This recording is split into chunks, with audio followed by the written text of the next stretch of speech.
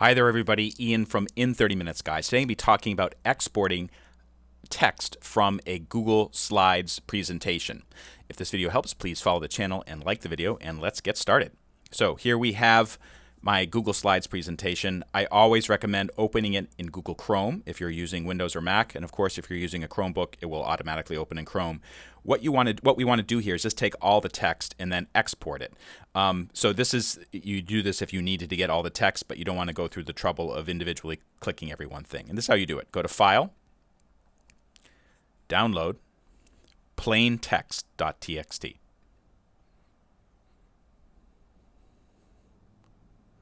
Okay, I'm just going to save it as a .txt document in my Downloads folder. And let's open it up and see what it looks like using just a plain text editor. And let's blow it up a little bit. And here it is.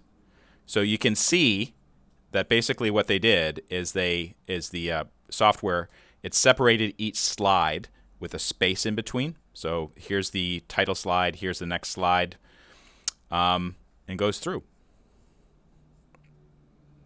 Note that it also includes the notes, which is very helpful. For more information on how to get the most out of Google Slides, I've written a book about it.